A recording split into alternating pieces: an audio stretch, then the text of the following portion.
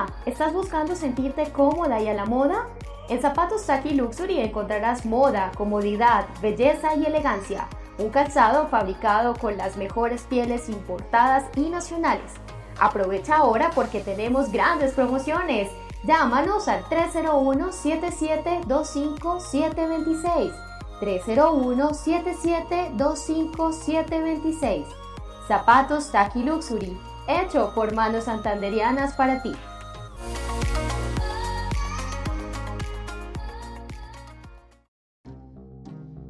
Hemos luchado mucho tiempo y hemos sufrido la pérdida de muchos seres queridos, pero no estamos solos. Hay grupos de resistencia en toda Colombia. Manténganse vivos, no tienen idea de lo importantes que son y de lo importantes que se volverán todos y cada uno de ustedes.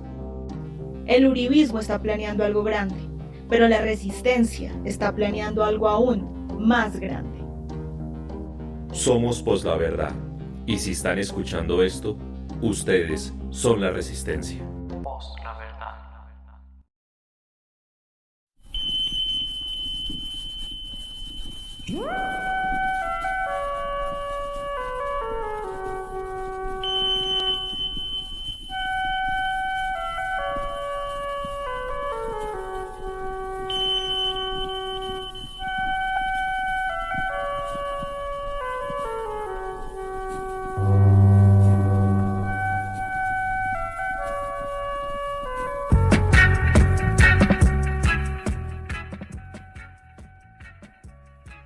Muy buenas tardes, bienvenidos a un nuevo podcast de Poslaverdad, hoy viernes 24 de septiembre del 2021.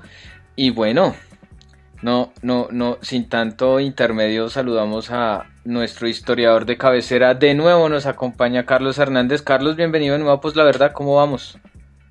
Muy buenas tardes para toda la audiencia de Poslaverdad, para los escuchas de hoy, y muchas gracias nuevamente por la invitación para hablar de este tema polémico. Así es, vamos a hablar el día de ayer, igual ya lo había advertido, ya lo había mencionado, entonces vamos a hablar sobre el fenómeno de la inseguridad, no solamente en Bogotá, sino pues en general, ¿no? Que todas las ciudades ahora vemos cada 5 minutos que robaron a no sé quién, que por robar mataron a tal persona. O sea, una situación un poquito difícil, un poquito sórdida la situación. Entonces vamos a empezar a empezar. Sí, ya antes de empezar a hablar de este tema, unos comentarios más bien. Y bueno, ¿por qué pusimos esta canción de Nirvana al principio? Porque hoy se cumplen 30 años del lanzamiento de Nevermind, que es un disco icónico de esta agrupación, la que lideraba Kurt Cobain. Que digamos, la imagen del disco muy famosa, que es la del bebé desnudo, ahí bajo una piscina, y el billete ahí también flotando, que ustedes recordarán que ya casi hace un mes, el entonces bebé ya adulto demandó que no, que eso era pornografía infantil, abuso infantil, bueno, yo no sé qué cosas ahí, para sacarle plata a los que ya están recibiendo las regalías de Kurt Cobain, de Nirvana. Y sí, pues quién sabe qué habrá pasado con eso, pero lo último que se supo fue que esta persona denunció a Nirvana por eso. Una tontería, pero bueno, es una tontería. Y vamos a leer unos comentarios y ahora sí empezamos en forma el podcast. Angie Triviño, muy buenas tardes. Mi Javi hermoso, te amo, yo te amo mucho más. Mi preciosa divina sexy. Te amo, preciosa divina. Don Andrés con el mensaje institucional. Este programa está dedicado a todas las personas heridas y asesinadas en las protestas del paro nacional en Colombia. Somos Poslaverdad y si están escuchando esto, ustedes son la resistencia. Diana Reuter dice: hola amigos de Poslaverdad. Y un momento, sí, gracias don Andrés. Hay una noticia de última hora, Carlos, y es la siguiente. En Bogotá hay un ciudadano que está acaparando todas las paletas Drácula por prevención. Busca abastecerse cuanto antes con este preciado bien, ya que no hay garantías que alcance para el resto de personas en la ciudad. Pues la verdad, siempre con la gente de bien. Bien jodida. Resulta que pues por molestando ahí me compré unas paleticas Drácula y molestando puse que no, que ya las compré todas, que no busquen el fin de semana paletas Drácula y paila. Pues yo no sé por qué tanta vaina, tanto hate con la paleta Drácula. El que pueda comprarse las paletas bien, y si no, pues bueno, no. Y el que no le guste, pues perfecto, no le gusta la paleta, no le llama la atención, no pasa nada. Acá sí, cero niños ratismos. Y eso aplica para todo. Eso aplica para todo, no solamente para el tema de la paleta Drácula. Y es que, bueno, acá un paréntesis antes de empezar esto, pues. Yo cuando era niño sí tuve hartos muñecos de eso de paleta Drácula y todo. Lástima que los regalé ya, pues creciendo, ya los regalé o se me perdían, se me refundían, ¿no? Y pues los de la paleta Drácula, bueno, la empresa que es Cremelado, quien hace esta paleta, pues sí logró algo que pues no solamente se ha visto en esta paleta, sino en otras marcas o en otros productos que en un tiempo atrás fueron exitosos, pero por cosas de la vida no los volvieron a sacar, los descontinuaron, pero otra vez los volvieron a sacar. Esa apelación a la nostalgia es menudo negocio, ¿no? Por ejemplo, ¿qué he visto yo de apelación a la nostalgia? Uno creería que no, pero el retorno de los LP, de los discos de vinilo, eso es otro negocio que otra vez está chévere. Eso uno ya creía extinto el disco de vinilo y no, en estos últimos años otra vez volvieron a sacar el disco de vinilo, la gente otra vez coleccionando discos de vinilo, compran los tornamesas como anteriormente se hacía. Eso por ejemplo es una cosa de negocio retro vintage, de apelación a la nostalgia, que también ha sido exitoso aquí haciendo un parangón. Ahora sí, no, ya cerrado este paréntesis, casi se me acaba acá los audífonos. Ay, me pegué. Ahora sí hablemos del tema, Carlos, el tema de la inseguridad en las ciudades, porque no solamente es Bogotá, ¿no? También en Barranquilla, en Cali, Cartagena, bueno, en las grandes ciudades. Y en los noticieros uno siempre ve que atracaron al señor tal, que por no dejarse robar le metieron yo no sé cuántas puñaladas. Y eso también, digamos que hay una cosa que me molesta mucho, es el tratamiento que le da los noticieros, en especial los grandes medios hegemónicos, Caracol, RCN, a estas noticias con un morbo, con un amarillismo, con un sensacionalismo que también aterra, como que no... Sí, hay un problema de inseguridad, sí, puede que por culpa de este tema de la inseguridad, personas heridas, personas muertas, lamentablemente, pero hay que tener un poquito de tacto para tratar estas noticias y no con el morbo, el amarillismo y también hasta metiéndole terrorismo a la gente, metiéndole terror. Entonces es una situación preocupante que la pandemia agudizó, porque la inseguridad siempre ha habido inseguridad, en las ciudades hay zonas inseguras, que mejor dicho no se meta porque si sale vivo es un milagro, también ciertas horas que tenga mucho cuidado, o sea, siempre ha habido inseguridad. El problema es que con la pandemia se agudizó el tema de inseguridad, y pues obviamente esto es aprovechado por mucha gente populista, demagógica. No, es que toca llenar de policías y soldados y mucha gente lastimosamente cree que esa es la solución. Cree que la solución es llenando de policías, que por eso yo ponía el ejemplo que si yo salgo de mi casa, entonces si en cada esquina hay un policía cuidando la esquina, cuidando la cuadra, entonces, qué sé yo, entonces, ay, me voy a sentir seguro porque cada esquina que voy caminando, cada cuadra que voy caminando, hay un tombo o un milico ahí parado y ya, entonces, ay, qué sensación de seguridad, pues no. Porque acá hay mucha policía, hasta allá hay militares y todo, y aún así los atracos siguen, la inseguridad sigue, como si nada. Entonces, Carlos, lo escuchamos, ¿qué tiene que decir al respecto? Y vamos desarrollando el tema. Sí, Javier, tiene razón en varias de las observaciones que su merced acaba de mencionar. Pues empecemos entendiendo que estamos en un país como Colombia que está sumergido en medio de una historia de violencia y conflicto que no ha terminado. O sea, no ha terminado y que, por ejemplo, está lleno de bases militares extranjeras o con asesores militares extranjeros sobre temas de defensa y seguridad. Tenemos los satélites encima y también estamos en medio de un continente que tiene un historial de dictaduras donde el concepto de seguridad es controlar a la población más que en beneficio de la población o de la propiedad privada, ha sido un control político. Entonces, esa idea de cuidar a los ciudadanos para que no lo roben también ha estado mediada por evitar que surjan cambios políticos en estos países latinoamericanos. Entonces, la lucha contra el comunismo pues está mezclada con la idea de controlar las poblaciones, evitar protestas, etcétera, ese tipo de cosas. Eso es un antecedente que está ahí y bueno, pues vamos a correr el tema de la siguiente manera. Vamos a partir de recordar una evolución histórica y vamos a llegar como a las consecuencias y luego las posibles soluciones a todo esto. Parto de que pues no soy experto en seguridad ni inseguridad, soy historiador y que como ciudadano sí he sido víctima de los expertos en inseguridad, que son los delincuentes. Entonces, recordemos que la sociedad ha tenido una evolución histórica desde los tiempos en que se hablaba de los códigos de Hammurabi, la ley del talión, el ojo por ojo, es decir, a los ladrones los sometían a suplicios y castigos. Luego vamos a encontrarnos la ciudad con murallas. La muralla era la forma de controlar o filtrar la llegada de posibles extranjeros, infiltrados, espías, ladrones, asesinos, etc. La forma de controlar el comercio y de brindarle una aparente seguridad a la gente.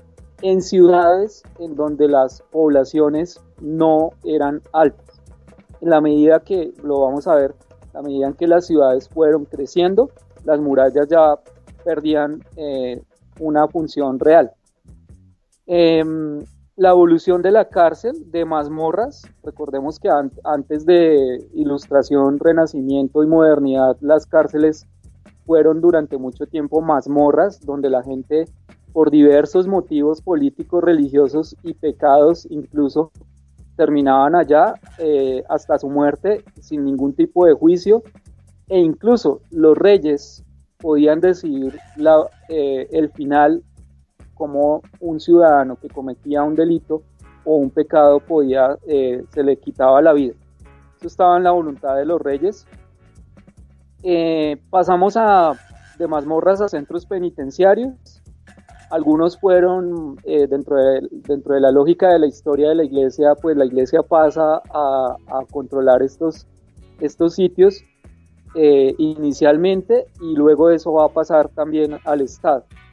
Sistemas de justicia con enfoques de derechos humanos, pero bueno, aquí aclaro que nosotros, por ejemplo, el mundo occidental hereda los códigos de leyes romanos y luego la experiencia francesa en materia de legislación penal, y luego vamos a terminar con el sistema norteamericano de justicia o aproximaciones a ese sistema norteamericano. Sistemas de justicia que luego van a incluir enfoques de derechos humanos, respeto al debido proceso, dignificación, dignidad humana, pérdida de las libertades en ciertas condiciones y la búsqueda de prevención del delito. Eso para sociedades un poco más estables, donde los niveles de corrupción y pobreza no son altos, es decir, que el interno, se le dice a la persona que termina en la cárcel, al interno, no al preso, se le reconocen unos derechos mínimos y se le da la posibilidad de una rehabilitación o resocialización para que cuando salga de la cárcel no termine continuando una cadena de delitos por fuera, o que vaya a seguir delinquiendo, y que la cárcel incluso no sea formadora de delincuentes. Que reincida, exacto. Entonces, en Italia, en Alemania, en países europeos con un poco más de evolución en este tema, en estos aspectos, pero teniendo en cuenta que las variables económicas y sociales allá son distintas, te permiten dar el lujo de decirle al interno: usted puede estudiar una carrera acá y reducir sus años de cárcel. En Colombia, evidentemente, eso está en pañales. Hay unas experiencias a través de una organización que se llama la Fundación Caminos de Libertad y la Pastoral Penitenciaria Católica, que han hecho años y años de trabajo con los internos para buscar que los internos, incluso en algún momento se habló de la posibilidad de darles indulto con motivo de la llegada del año 2000. ese tipo de cosas se han presentado. Entonces, pues bueno, Colombia no está cerca de esa idea de prevenir el delito antes de que el delito incluso se presente. La seguridad o la inseguridad, perdón, la inseguridad es una parte de las inseguridades presentes. Y desde la perspectiva, llamémoslo citando a Foucault, del biopoder, pues estamos pasando de poblaciones reguladas, donde el Estado ejerce regulación de todos los aspectos de la vida, a unas sociedades aparentemente autorreguladas.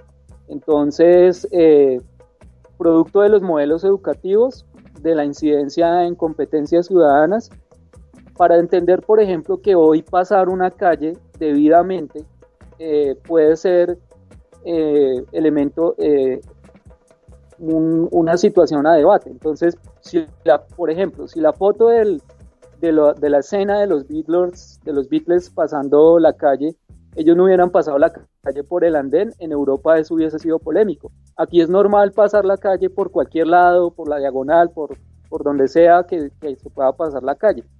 Para llegar a esos niveles de sociedad en donde uno respeta el semáforo en rojo o el semáforo en verde, pasamos por donde se requiere un trabajo previo en la implementación de modelos educativos y competencias ciudadanas. Entonces, en esta autorregulación existe una aparente ausencia del respeto a lo ajeno en todas las capas sociales. Entendemos que hay que respetar lo ajeno, pero en la práctica estamos viendo que en todas las capas de la sociedad hay un relativismo moral, hay una aparente ausencia de valores y aparente ausencia de formación y del mismo Estado cuando es conveniente.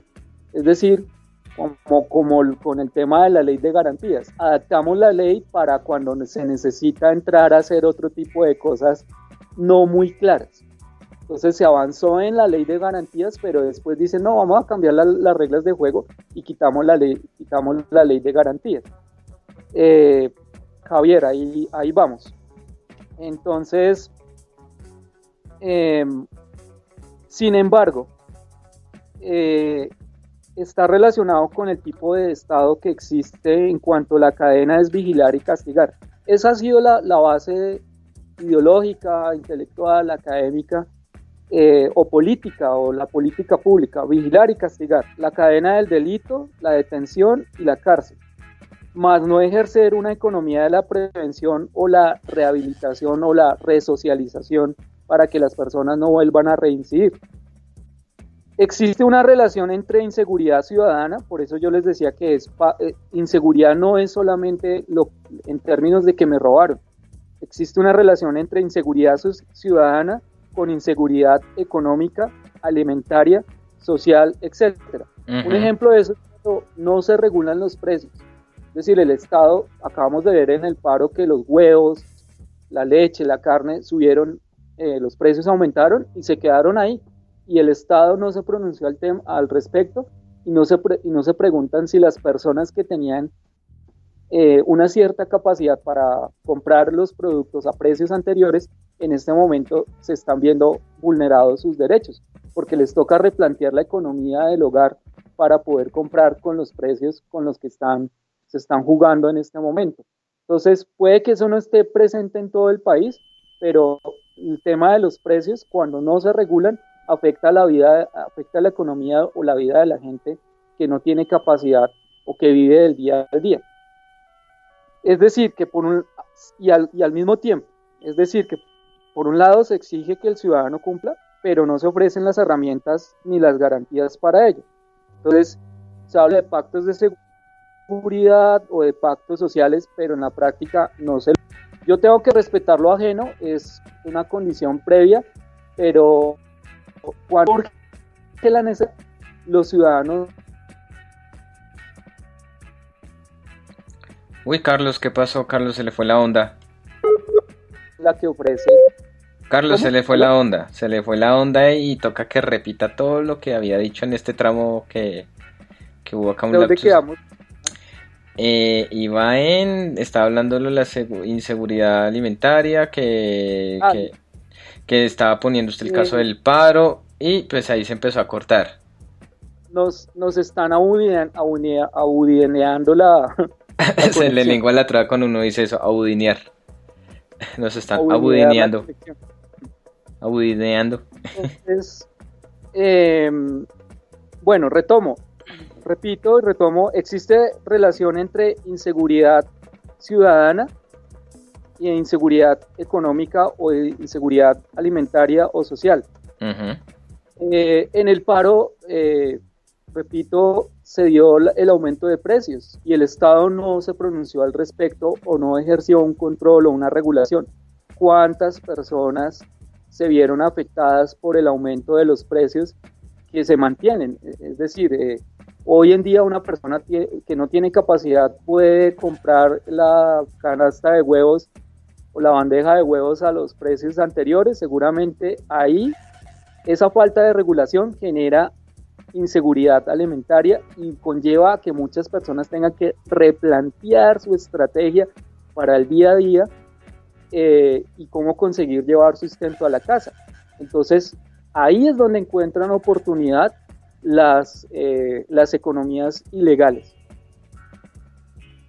De Es acuerdo. decir, que por un lado se exige que el ciudadano cumpla, pero no se ofrecen las herramientas ni las garantías para ello.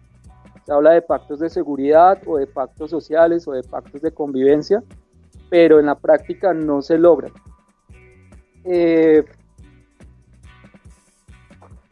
Ahí es un ciudadano que no tiene cómo llevar sustento a la casa, se ve enfrentado a una necesidad. Y en ese espacio de la necesidad es donde encuentran oportunidad los grupos de delincuencia organizada. Ahora, hay otro enfoque. La ciudad como territorio de territorios con multiplicidad y diversidad. Multiplicidad que puede ser indexada, datada, reconocida como sujetos de derechos. Entonces, es curioso que en el caso de este señor Vives, Enrique Vives, es que se llama. Creo que sí, el que mató a los muchachos en Gaira. Al señor se le reconocen todos los derechos. Es decir, el señor aparece con un abogado que dice que el señor está enfermo, que entró en shock, que está pasando por un momento psicológico terrible, dramático, etc. Bueno, vamos a ver si a una persona, a un vendedor ambulante que se agarra con un policía por una situación de espacio público, le van a reconocer ese tipo de cosas en cuanto que el vendedor pueda alegar que estaba estresado. Es un ejemplo de este reconocimiento de sujetos de derechos. Sujetos de derechos, las poblaciones que ha sido tradicional desconocer, a pesar de que hay una constitución que se supone que se creó para reconocer estas poblaciones que se han considerado como minorías y que no son minorías. Entonces los derechos de los indígenas, los derechos de la población afrodescendiente, de la población LGTBI, de los jóvenes, de los estudiantes, etcétera, de los vendedores ambulantes. Entonces, cuando se entra en esa puja por el control de los territorios, donde hay paramilitares cobrando cuotas o vacunas y el Estado tratando de desplazar población de alguna u otra manera para facilitar procesos de construcción de edificios o de implementación de vías o de comunidad o de represas, etcétera, ahí se genera inseguridad y se genera violencia. O el caso este del Paracotriste de Cali, que también ha habido sesgo porque hasta el día de hoy él está libre, ya todo el mundo sabe que él fue el que disparó contra los muchachos de Univalle en las protestas del estallido social y sigue como si no... Ese tipo de cosas. Uh-huh.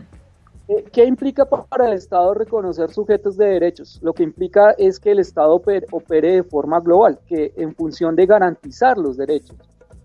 Esto es contrario a un Estado que es totalitario, pero que no respeta derechos humanos por ser totalitario, precisamente por entrar en una faceta totalitaria. Entonces yo hoy desplazo a una población que estaba ocupando un predio, defiendo la propiedad privada pero me importa 5 si esas personas al otro día tienen a dónde ir a dormir, si se están alimentando, si están recibiendo atención en salud.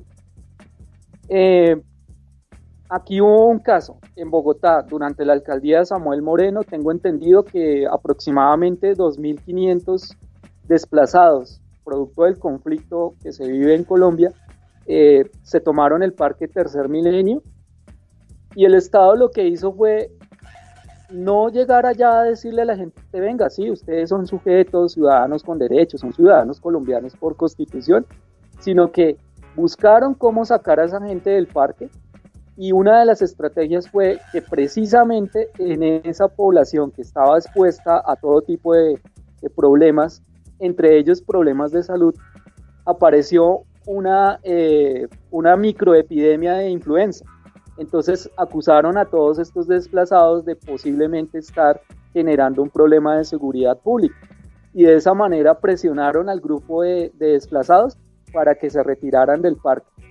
Ese episodio lleva a que necesariamente los desplazados tienen que llegar a Bogotá y demostrar que son víctimas de la violencia para que les puedan reconocer derechos. Y en ese caso tuvieron que aceptar que habían problemas de salud para que les pudieran reconocer derechos.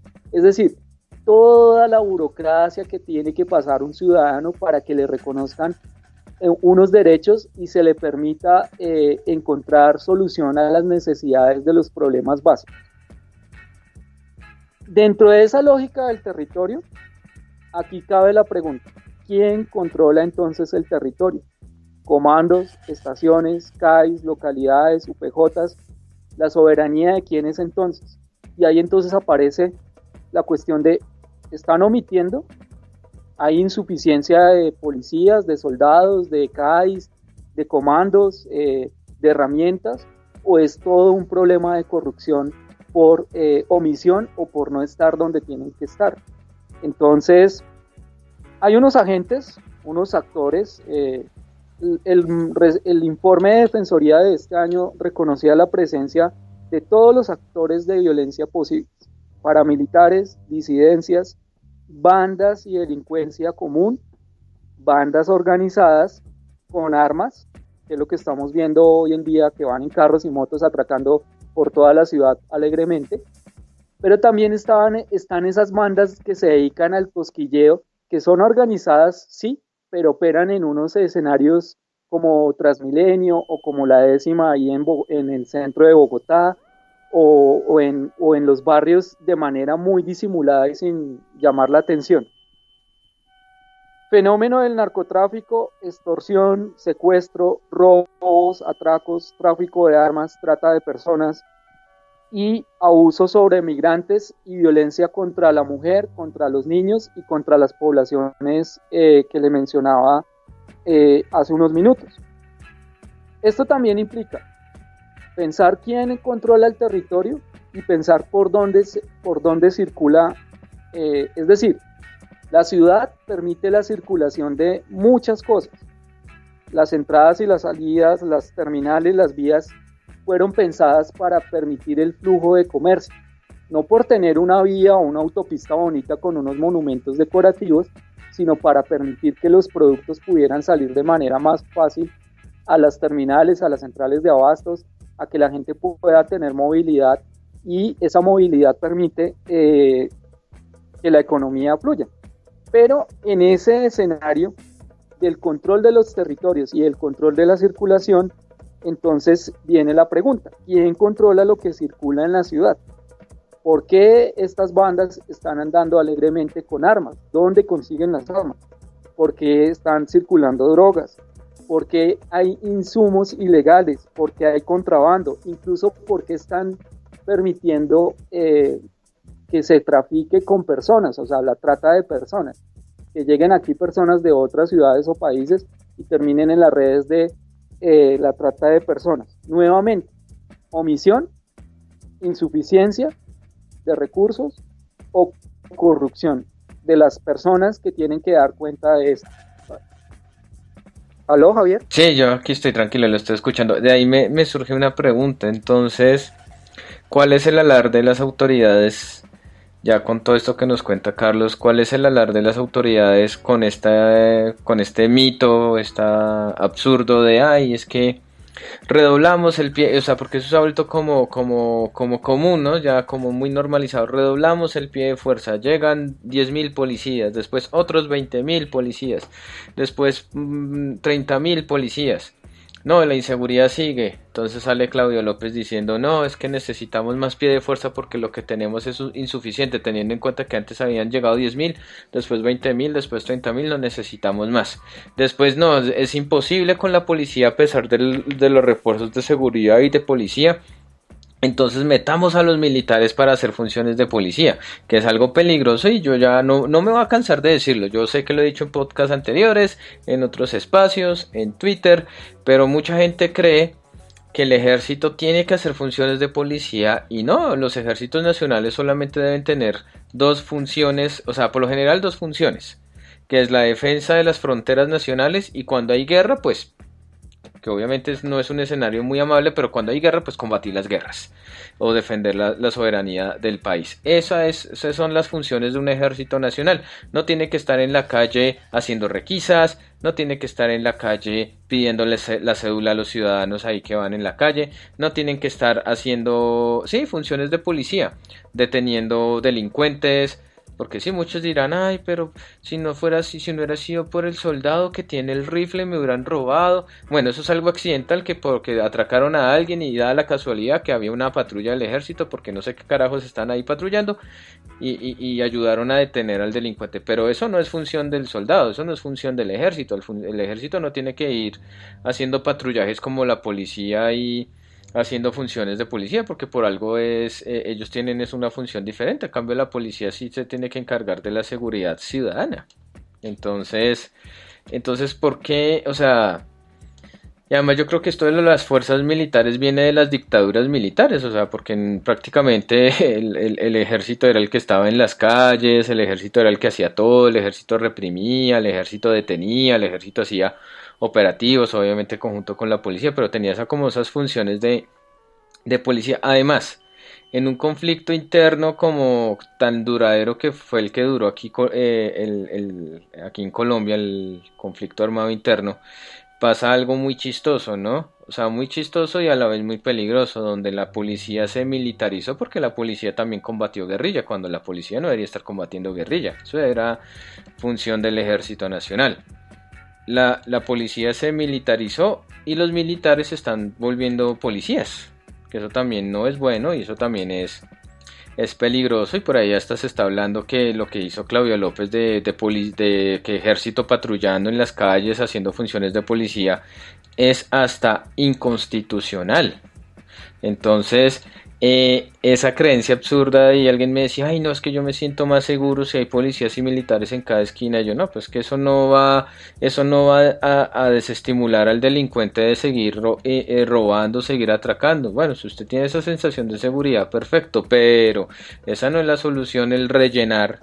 Que cada nada, ay no, 5.000 policías, ay no, otros 5.000 y ay no, otros 10.000 y pues sí, o sea, cada vez llegan más y más y más y aún así siguen presentándose casos de atracos, de robos. Entonces, ¿dónde está el gran pie de fuerza que supuestamente tenemos para evitar actos de delincuencia o inseguridad y demás? Entonces ahí no sé si Carlos nos quiera explicar cómo, o sea, ¿por qué han fallado estas medidas que en realidad son de corte populista y de corte demagógica? O sea, creyendo que con más policía lo único que logra es aplausos de ciertas tribunas, de ciertos públicos, ¿no? Qué chimba, más policía. Y ya, no pasa nada. ¿Y qué hacer ahí? Porque es que yo sí considero que el rellenar de policías y militares pues no va a solucionar la inseguridad en sí. Yo creo que hay otras soluciones mucho mejores que no implica el tener, qué sé yo, armas más sofisticadas, una inteligencia de policía o militar más sofisticada, armamento sofisticado, vehículos de combate más sofisticados, ahora drones, porque ahora eso es lo que chicanean ahorita, que con el dron puedo mirar que el dron o demás tecnología. Entonces, ¿por qué O sea, y además que aún al día de hoy se supone que ya no estamos en guerra, ya no estamos en conflictos, le siguen metiendo más plata a defensa que a otros sectores más primordiales como educación o salud en el país. Entonces, ¿por qué el fracaso de estas medidas?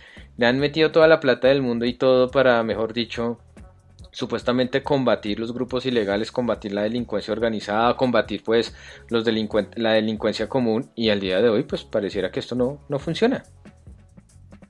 Bueno, en Bogotá la inseguridad siempre ha existido. Usted lo afirmó al principio del podcast, y en proporción a la población en aumento, que no es controlable, hay una expansión de la ciudad desordenada, una planeación débil. Los barrios se construyen como venga el tema. Hay un desorden en respecto a la regulación de licencias, y entonces aquí se está pensando en tumbar barrios y en construir edificios y en aumentar la población en ciertos sectores. Barrios donde el agua no llega, barrios donde creo que me atrevo a decir que ni el internet llega, porque los operadores le dicen, no, nosotros por allá no vamos. Y pues esa relación entre lo local y lo nacional, en términos de un país que está inmerso en un conflicto, va a generar más población vulnerable que llega a las periferias de la ciudad. Ya ni siquiera a las periferias, uno hace un recorrido, hoy mismo hace un recorrido por la ciudad en el día, y está encontrando muchas personas en situaciones de indigencia durmiendo en los andenes, debajo de los puentes. Pueden ser migrantes, pueden ser ciudadanos colombianos, desplazados, etcétera. Y esos pueden terminar en las redes de la delincuencia. La presencia de un CAI no significa seguridad si el contexto es corrupto. A mí, antes uno decía, ay, sí, vamos al CAI, vamos a denunciar que me robaron. Y en el CAI uno encontraba al policía chateando y le decía, yo no puedo salir del CAI y tiene que esperar a que la patrulla llegue. Pues en esos 20, 30 minutos de ese ejercicio... O los cuadrantes, ay no, es que ese no es mi cuadrante, entonces yo no voy al otro cuadrante. Yo mismo en una época fui víctima de un robo. O sea, teníamos un café internet montado ahí en Teusaquillo, a 3 cuadras de la estación de Teusaquillo, y desocuparon el local los ladrones en una noche, y no hubo razón de ser por parte de la policía más que llegar allá a investigar, tomar unas posibles huellas, y eso quedó ahí para la historia. Las cámaras tampoco son garantías si el contexto es corrupto. Manipulación de testigos, de pruebas. La cámara precisamente ese día dejó de funcionar. Si el contexto es corrupto, tampoco, es decir, los jueces tampoco son garantía. El proceso judicial no es garantía, no hay garantía si el contexto es corrupto. Entonces, compra de testigos, ajuste, adaptación de pruebas, escenarios del delito alterados, negociaciones van, visitas a cárceles para buscar a testigos, el cartel de la toga. Entonces, nuevamente, ausencia o deficiencia hay que agregar acá esto: ausencia o deficiencia de oportunidades formativas o productivas, burocracia, clientelismo y populismo, como usted lo mencionó. Se toma un caso para hablar de toda la ciudad.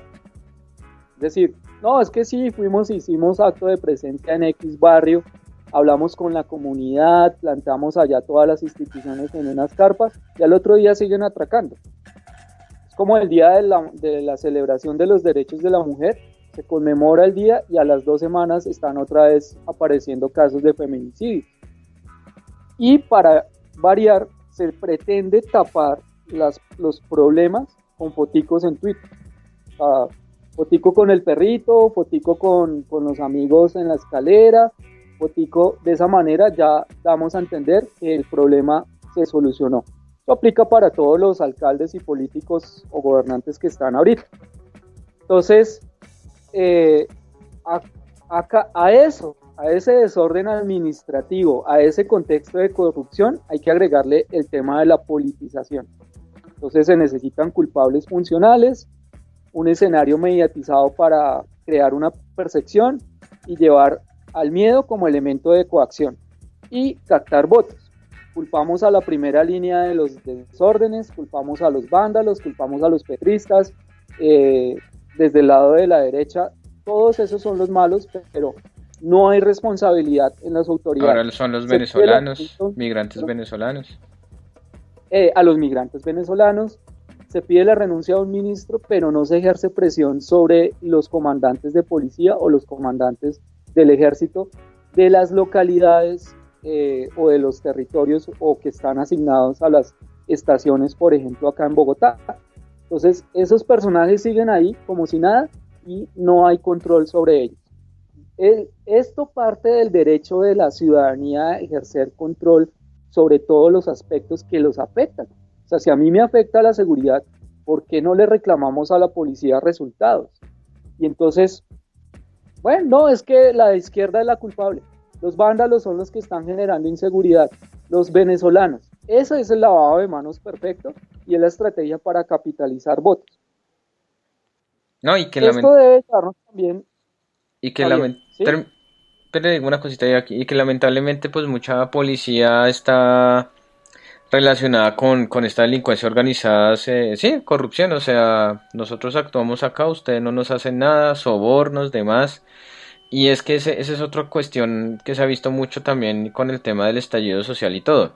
La policía es sí muy efectiva para atacar a los manifestantes, para matarlos, para mutilarlos, para reprimirlos, y cuando se presentan verdaderos casos donde uno dice, bueno, ¿dónde está la policía? No aparecen, o no hacen nada, o revictimizan a la persona que fue víctima de los delincuentes. Entonces, pues yo no sé, o sea, yo siempre lo he dicho, mucha gente, ay, que qué orgullo nuestros héroes, que viva la policía, que como es el de Dios y ley, Dios y patria, una pendejada así. Yo digo, no, pues que tenemos a la peor policía del mundo. Con tanta vaina, tanta tecnología, tanto supuestamente preparación, que eso mejor dicho son los mejores, que por eso es que están ahí portando el uniforme y nada.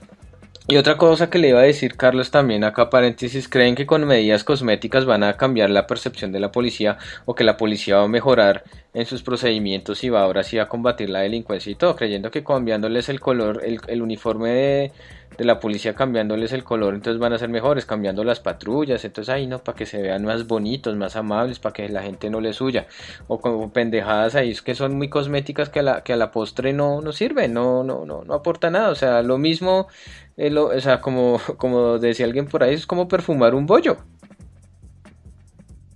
Sí, así es. Entonces, Javier, al politizar la derecha, el tema de la inseguridad, nos están diciendo que solo tendremos seguridad si votamos por X o Y persona, que fue el discurso del uribismo. Eso yo le iba a preguntar una cosa, y con esta pregunta, a ver si hacemos un poquito de polémica acá. ¿El tema de la seguridad es un tema de derecha o un tema de izquierda? Porque hay el imaginario de que supuestamente la gente de izquierda, la política de izquierda, los candidatos de izquierda, no se enfocan en el tema de seguridad. En cambio los de la derecha se pavonean y dicen, no, es que nosotros sí somos los expertos en seguridad y defensa, nosotros sabemos qué hacer para combatir a la delincuencia, voten por mí y van a ver que la inseguridad se reduce y todo. Entonces por eso le digo, Carlos, el tema de la seguridad, ¿es un tema de derechas o un tema de izquierdas? Mire, precisamente hay que invitar a la izquierda a mirar qué se puede proponer, pero aquí yo hago la salvedad y la aclaración de que desde la izquierda existen muchos estudios y reflexiones sobre el tema de la relación de inseguridad con corrupción, inseguridad con desigualdad e inseguridad como resultado de un capitalismo salvaje, de una supuesta asegurar los privilegios en contra de los derechos de los demás. Esas reflexiones están ahí. Lo que pasa es que aquí en Colombia pues siempre se ve es el show mediático que se hace con la inseguridad, pero en el mundo de la academia hay muchos estudios realizados desde por autores extranjeros y por autores latinoamericanos que vienen desde hace años reflexionando desde la izquierda cómo resolver el problema de la inseguridad. Entonces, estos autores han reconocido que, por ejemplo, presencia de policías no es garantía de seguridad. Mejorar las tecnologías tampoco es garantía de seguridad. Y ahora, el tema no es que sea de izquierdas o de derechas, es que la seguridad como derecho se cumpla de forma neutral, como la paz o la salud, que tampoco se están cumpliendo. Entonces, uno ve lo que le hacen a la gobernación del Magdalena con Carlos Caicedo, si es el Magdalena, ¿sí? Allí un gobierno Sí, implementa unas políticas sociales y el Estado colombiano, el gobierno colombiano, bloquea a esta gobernación. Es un bloqueo interno. Y entonces están afectándose los derechos de toda una serie de ciudadanos a los que se les pretende mejorar la calidad de vida. Entonces, un gobierno que le importa mejorar la calidad de vida, y allá verán si se terminan matando entre ellos. ¿Por qué? Porque hay una lógica de aumentar internos o presos en las cárceles, porque aparentemente las cárceles que están en manos de privados reciben dinero por preso que vaya llegando a la administración de esas cárceles que están bajo convenio con empresas privadas de seguridad, o todo lo que significa sostener una cárcel. Es una cosa chistosa que el neoliberalismo plantea reducción de recursos en la operatividad del Estado, pero las cárceles son una gastadera de dinero absurda, lo que implica mantener internos allá guardados, pagar al sistema penitenciario, al IMPEC, la alimentación, la salud, y eso que medianamente se garantiza la salud de los internos, porque si no se amotinan, y entonces si no se amotinan, allá los dejan morir como en épocas medievales en las mazmorras. Lo que pasó el año pasado, que se amotinaron varias cárceles, entre esas la Modelo. Exacto, como pasó en la pandemia. Entonces, la seguridad, el derecho a la seguridad como algo que se tiene que cumplir de forma neutral, independientemente de que el próximo gobernante sea Pepito o fulanito de izquierda o de derecha o de centro o progresista, la ciudadanía tiene que exigir que se respete esos derechos fundamentales. Ahora, alguien va a decir, no, pero es que la seguridad no es un derecho fundamental. No, señor, el derecho a la seguridad está implícitamente relacionado con el derecho a la vida, que es un derecho fundamental. Si a mí un ladrón o un grupo de delincuentes me amenaza con matarme, ahí hay una amenaza contra mi vida. Y yo no sé por qué siempre esperan a que la persona termine apuñalada y muerta para poder entrar en un proceso de investigación seria. Y uno llama al 123, al 123, y le preguntan, y ahí casi que le preguntan a uno, y hay personas heridas, hay gente desangrándose, casi que le preguntan a uno eso para que puedan activar los mecanismos de ayuda que puedan estar disponibles en ese momento. Entonces, tenemos un enfoque de seguridad funcional a proteger terratenientes, grandes propiedades, y es el enfoque de la seguridad del paramilitarismo en función de monopolios, de grandes poseedores de tierras. Veamos el caso del centro comercial acá en Bogotá durante el paro. Todo un dispositivo de seguridad para proteger un centro comercial. Que aún está. Sí, ahí está. Que yo paso por ahí al frente, ese centro comercial de los hijos de Uribe, y todavía hay su buena cantidad de tombos. Imagínense todos los impuestos gastados en proteger un centro comercial. Y lo mismo pasa con Transmilenio. Entonces, Transmilenio es un territorio intocable, no se puede mirar un bus porque inmediatamente aparece el SMAT. Y dentro del mismo Transmilenio opera una lógica de impunidad. Los ladrones hacen fiesta cada rato a las 10 de la noche. Transitar en Transmilenio por la Caracas, eso es buscar un atraco seguro. Lo mismo el CITP. Entonces, todo un dispositivo de control, de seguridad, para favorecer lógicas de propiedades privadas, pero cuando el ciudadano necesita ayuda, no. Y eso sí, lo que usted acaba de mencionar, aparece un personaje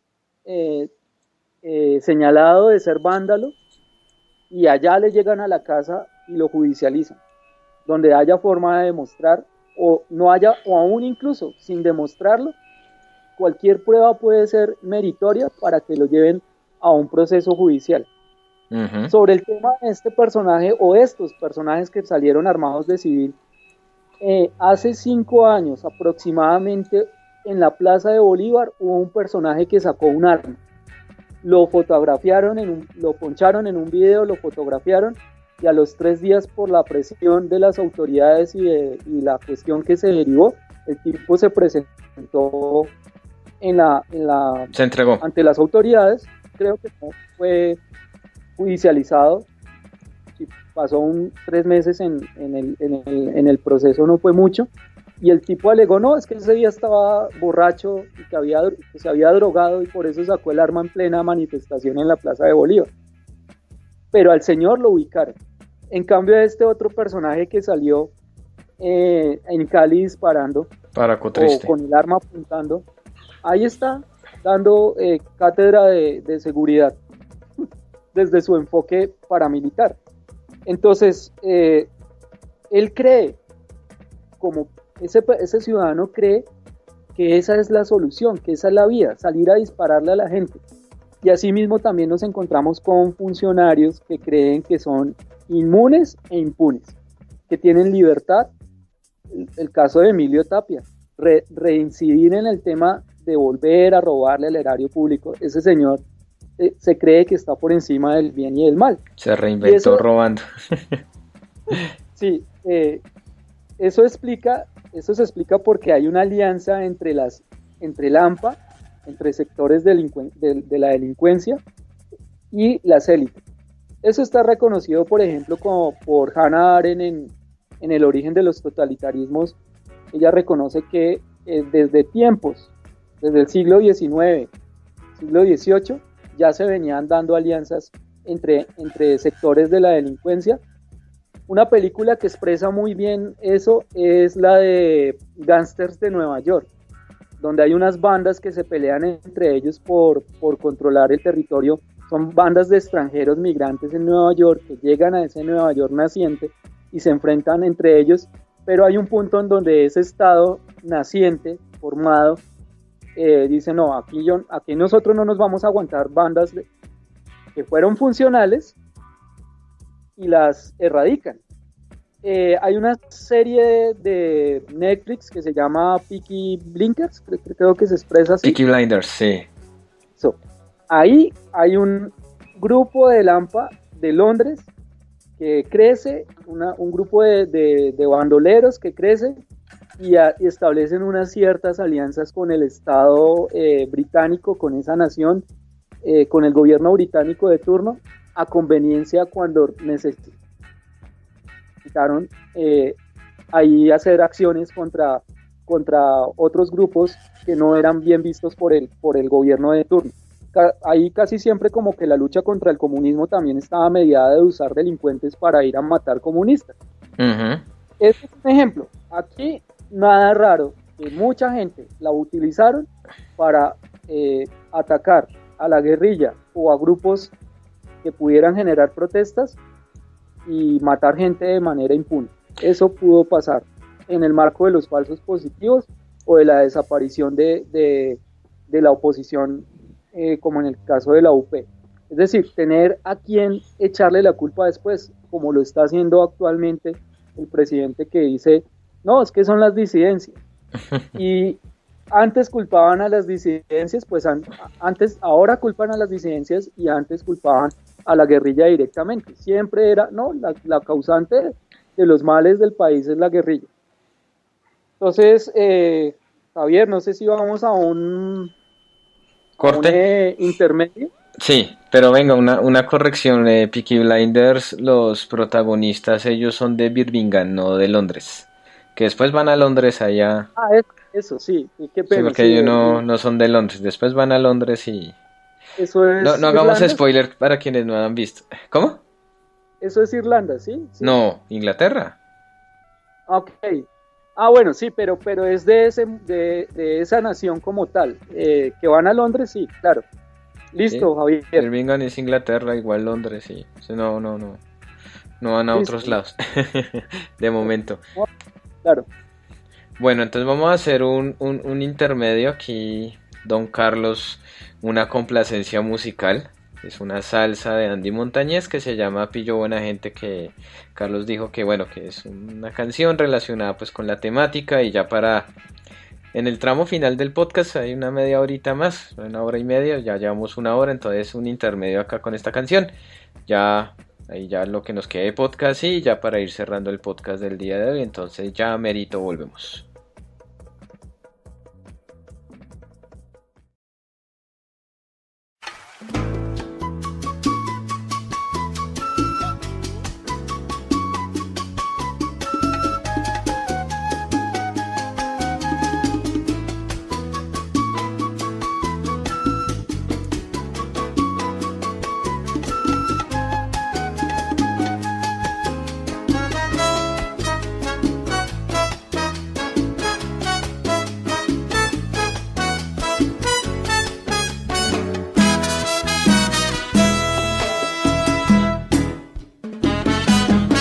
Si usted pregunta quién yo soy, yo mismo a veces no lo sé. Mi madre pegó un chillido, salí al revés.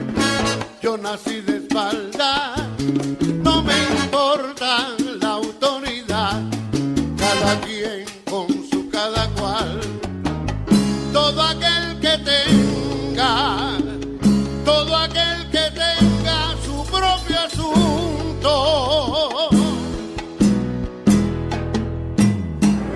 Y si quiere que le explique, pues voy a meterle el diente. Yo no robo por robar. Mire, yo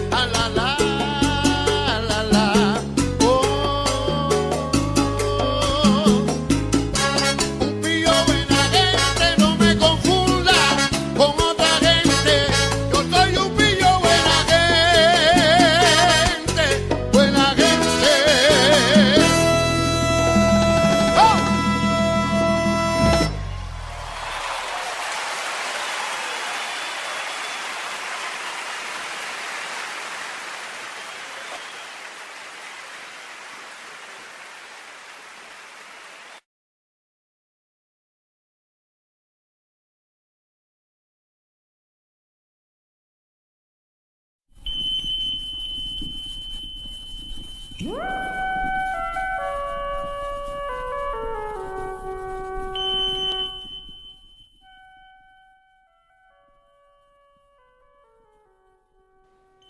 volvemos aquí a Pues la Verdad después de este intermedio pillo buena gente de Andy Montañez, complacencia musical de Don Carlos, un tema afín al tema del podcast de hoy, el tema de la inseguridad en las ciudades de Colombia. Y ahora sí, Carlos, que me estaba comentando antes de empezar, que me estaba comentando algo off the record. Le pedí que colocara esa canción, Javier, porque precisamente pues es una canción que tiene un estribillo donde dice yo no robo por robar, yo soy un pillo buena gente, y eso habla de la cultura que está inmersa en la sociedad, yo diría que latinoamericana sobre todo, en los espacios sociales se asume, pues porque esto viene mediatizado, es decir, así como vemos un show del atraco mostrado a través de las pantallas, también hay una naturalización mediática, y es, por ejemplo, Sin tetas no hay paraíso, Los Victorinos, la serie esta de Padres e Hijos, en donde una familia de la noche a la mañana aparece con una calidad de vida que no se explica de dónde obtenían los dineros. Un consultorio odontológico daba para tener varios lujos ahí.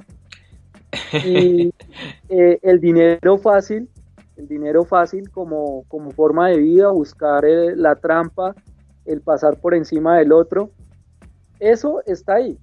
Y que reconocen, o sea, acordarse del Pablo Escobar que repartía dinero en las comunas, en los parques de las comunas. Yo tengo esa imagen de un video en donde la gente elogiaba a ese Pablo Escobar, el traqueto que le llevaba dinero a la gente, y que, por ejemplo, en algunos países, en el Centroamérica se vio el caso de maras o de grupos que le llevaban mercados a la gente para evitar que la gente se protestara por la situación de la pandemia y no perdieran el control de los territorios.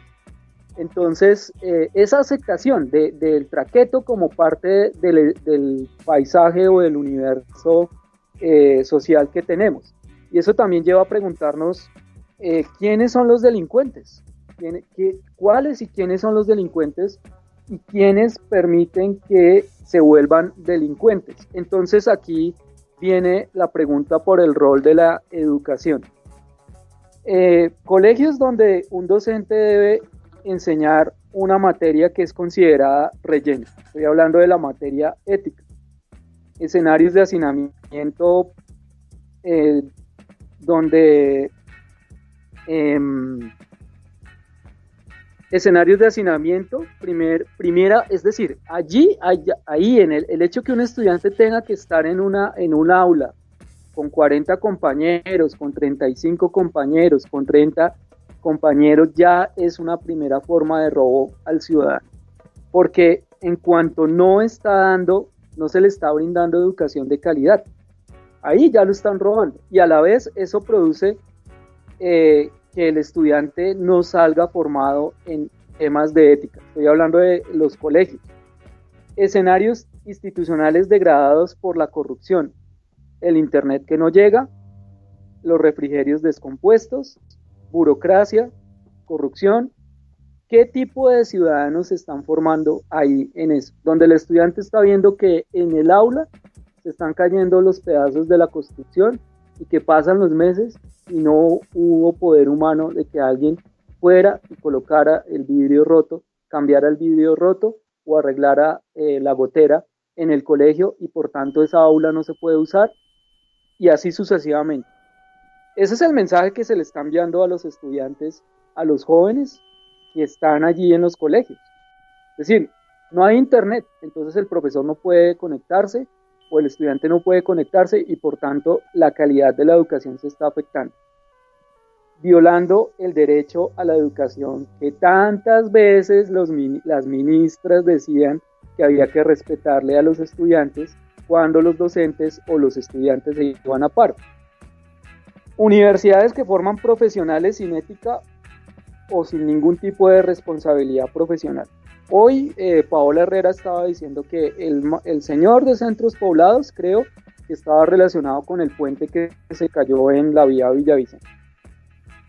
El tráfico de permisos, licencias, tarjetas profesionales y las consecuencias. Mentir en la hoja de vida, los plagios, todo el trabajo que ha hecho la cuenta de plagiosos.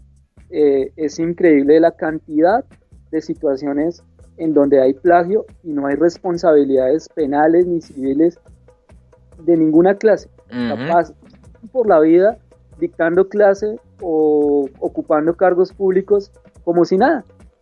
Mentir en los estudios técnicos, es decir, esconder la información a la gente sobre unos estudios como lo que ha pasado con la discusión del metro, que vienen a decir que hay estudios, pero no hay estudios, y entonces se establece el debate, si hay estudios, qué estudios son, de dónde son los estudios, pero en efecto se vive dando ese tipo de debates. Con Hidroituango fue lo mismo. No, que no vamos a afectar comunidades, y resulta que sí afectaron comunidades.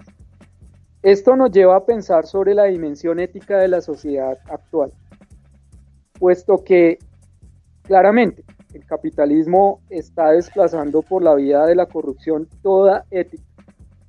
Es decir, por ejemplo, posiblemente la inseguridad como oportunidad creada.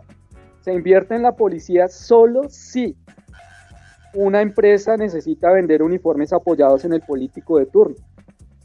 Es decir, no solamente se está hablando, si vamos a mejorarle la imagen al policía, pero ¿por qué precisamente se mejora la imagen invirtiendo dinero en un uniforme y realmente no se cambia el rol de la policía, sino solamente el uniforme, y por allá una empresa se beneficia con ese cambio de uniforme? O una multinacional necesita vender gases lacrimógenos, en este caso. Reflexionar cómo nos construimos éticamente y cómo evolucionamos desde allí para aportar a la sociedad. Por ejemplo, desperdicio de recursos, consumo sin sentido, desperdicio de la luz, del agua. Ese tipo de cosas son las que están relacionadas con el tema del rol de la educación. En la medida que una sociedad no tiene un sistema educativo fortalecido, vamos a crear vacíos donde primero se van a encontrar que los jóvenes no salen preparados éticamente y que por eso existe un relativismo moral que les permite decir, bueno, aquí me están ofreciendo a la salida del colegio la posibilidad de hacer parte de una cadena de microtráfico para vender droga dentro del colegio y no le veo problema porque yo tengo una necesidad de llevar dinero a la casa o de gastar en el nuevo iPhone que está saliendo, porque eso es lo que está de moda en los jóvenes. Entonces, mire otra dimensión del tema de la inseguridad. Posibles escenarios. Vamos a ver unos actores armados fortalecidos, un Estado negociando con narcos o paras, ya se ha hecho, pero hay que recordar, por ejemplo, la experiencia de México con los paramilitares, el caso de Michoacán, donde, si no estoy mal, los ciudadanos se organizaron, se armaron y fueron a buscar cómo sacar a los narcotraficantes de sus territorios, pero desafortunadamente esta nueva organización terminó cometiendo delitos y el Estado tuvo que entrar a enviar a la cárcel al líder de ese proceso paramilitar. El caso de Bukele está siendo investigado y hay denuncias sobre un Bukele enviando funcionarios a negociar con las maras para intentar pactar seguridad en ese país. Imagínese. En Medellín ya se dieron procesos en donde las bandas, los combos, sometieron a los territorios y al Estado no le quedó más que ir y tratar de negociar allá. O ir al otro extremo, que es lo que fue la Operación Orión, o lo que se ha visto, que se ve normalmente en Brasil, que es el Estado enviando ejército a ciertas favelas y se registran las plomaceras en los medios. Y las masacres, sí. Las masacres, y casualmente siempre se da cada vez, yo sospecho, que es cada vez que un líder de estos narcotraficantes no paga lo que tiene que pagar porque lo dejen operar en el territorio. capturan a jefes de bandas y se desata la violencia por el control de las bandas que están ahí esperando la oportunidad.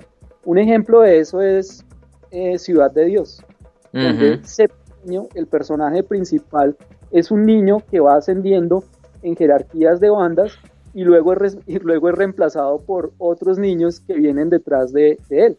Una manera muy metafórica de ver cómo evolucionan las bandas en ciertos territorios.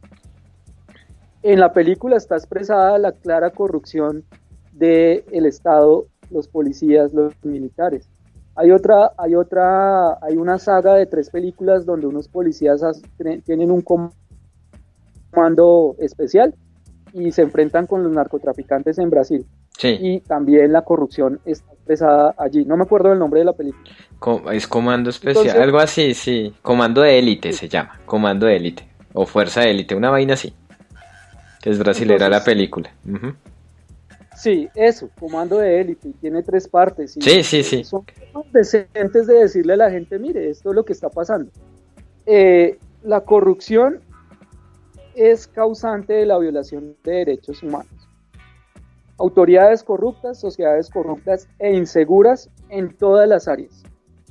Cuando no se reconoce la totalidad de la población o se abandonan territorios, yo por allá solo voy cuando necesito votos, se crean las condiciones para fortalecer delincuencia organizada. Y a esa cadena de temas y variables relacionados con el tema de la inseguridad está el tema de la cuestión ambiental.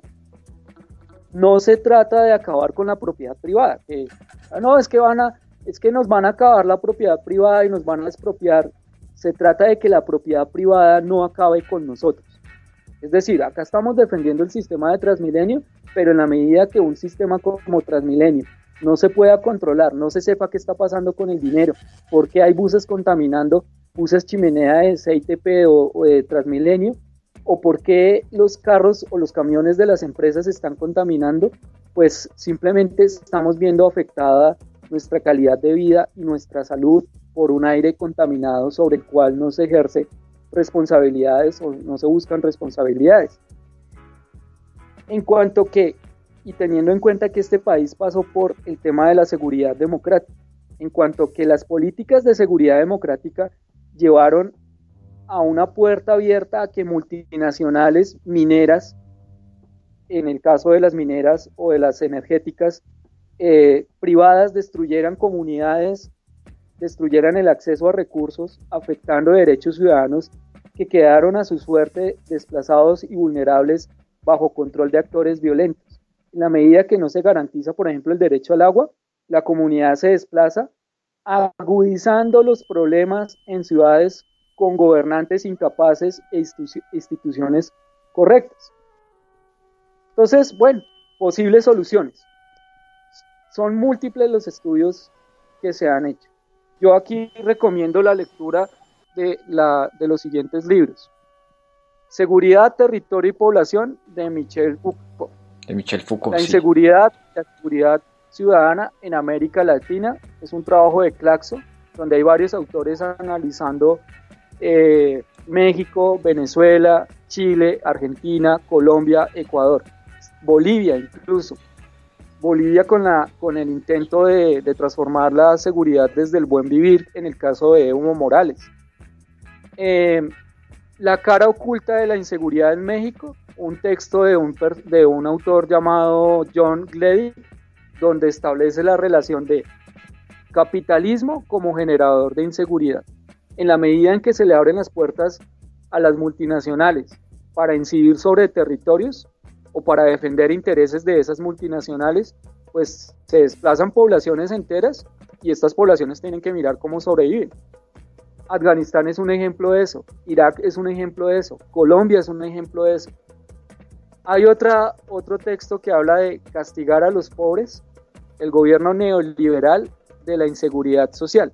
Es decir, ciudadanos de segunda que no tienen más opción que buscar cómo llevar sustento o para comer ellos mismos, son considerados pobres y son considerados enemigos del Estado. Entonces, cuando los jóvenes salieron a protestar y decir, venga, yo no tengo comida, mi familia está muriendo de hambre porque no hay empleo, no se consigue empleo, la matrícula cero no aparece, se va a reclamar un medicamento y son 4 meses, etcétera, y salen a protestar, y entonces estos jóvenes son los enemigos y los culpables de la inseguridad. Y se desconoce que el Estado viene desde hace años. Se pidió desde el 94, cuando se le dijo a los estados en un mundo globalizado que cumplieran con los objetivos del milenio para reducir la pobreza, se le pidió a los estados que cooperaran en la lucha contra la corrupción. Colombia es un ejemplo de una inexistente lucha contra la corrupción al día de hoy. Se pidió que en materia de seguridad se aplicara algo que se llama seguridad humana, que es una seguridad que tiene en cuenta los contextos. En Medellín hubo un intento de hacer eso, pero no funcionó. Y al día de hoy volvimos a darle continuidad a estrategias de seguridad ciudadana, seguridad pública, desde una concepción punitiva, casi que autoritaria y casi que fascista. Entonces, hay un planteamiento donde se dice liberar al ser humano del temor y de la necesidad. Es decir, la discusión por la inseguridad tiene que ser una cuestión de doble vía. Listo, un ciudadano comete un delito, pero miremos la situación en la que está ese ciudadano, no para favorecerle la vida, como está pasando con el caso del señor que atropelló gente, o que terminan en las caballerizas del ejército allá viviendo la vida feliz, allá encerrados después de haber robado grandes cantidades de dinero. El ciudadano común... ¿Aló? Sí, aquí estoy tranquilo, le estoy escuchando. Me sale el mensaje de falla en la conexión. No, pero no. Entonces, el ciudadano común no bien, tiene la posibilidad de defenderse. El ciudadano común no tiene la posibilidad de defenderse como vemos en el caso de un Samuel Moreno, o un Enrique Vives, o de un Andrés Felipe Arias. Y entonces, ¿qué motivó al ciudadano a terminar optando por la ruta de la delincuencia? Ahora, claro, hay ciudadanos que viven de la delincuencia. Y bueno, yo con ese tipo de ciudadanos, por más contexto que se le quisiera dar, por más apreciación humana de su realidad, hay ciudadanos que están dedicados a la delincuencia como forma de vida. Pero eso fue porque el Estado en algún momento no brindó las oportunidades necesarias para que el ciudadano desistiera de hacer parte de la cadena de la delincuencia común, y que después esa delincuencia común pasan de robarse un esfero en el colegio a robarse un computador en una fundación o en un evento público, o robar cámaras o cosquilleo en Transmilenio, a otros escenarios de violencia ya en la que estamos viendo organizada. Ahora, dentro de esa violencia organizada no hay solamente ciudadanos comunes, y hay exmilitares y militares o policías en ejercicio, y ahí es donde se está viendo claramente que hay de sectores del Estado con grupos delincuentes. ¿Por qué? Porque el proceso es como un ciclo de corrupción vicioso en donde se está usando la ausencia del Estado para encontrar economías ilegales sin fin, que pareciera que no van a acabar, y los pagaderos somos nosotros, que estamos en las casas esperando que cuando uno vaya a comprar el pan no lo atraquen a uno. Soluciones. Y repito, se han dado muchos estudios, muchos proyectos, muchos planes de convivencia, de seguridad ciudadana con diferentes enfoques. Pero yo voy a un punto, y es que evitar vías fascistas, respetando la privacidad, la seguridad como un beneficio colectivo en cuanto permite el progreso general. Alguien me podría decir, pero eso es lo que propuso Uribe con la seguridad democrática. Pero resulta que si la corrupción permanece entre los miembros de las instituciones y los delincuentes, no habría forma de que funcionara estos proyectos. No habrá forma de que funcionen estos proyectos. Las nuevas tecnologías van a permitir datear, reconocer territorios e individuos. Recientemente Daniel Quintero publicó un video en donde mostraban cómo detectaban a unos ciudadanos robando a otros ciudadanos y después buscaban al ciudadano víctima y lo llevaban a colocar la denuncia. Ese tipo de cosas me parece que son válidas, pero digamos que ahí puede haber puerta abierta a situaciones de control que permiten fascismos o totalitarismo. Entonces hay que ser muy delicado. Yo puedo estar pidiendo que coloquen un chip, que las personas tengan un chip en la cédula o en su casa o en su celular que permita georreferenciar dónde estaba usted en el momento en que pasó un posible delito.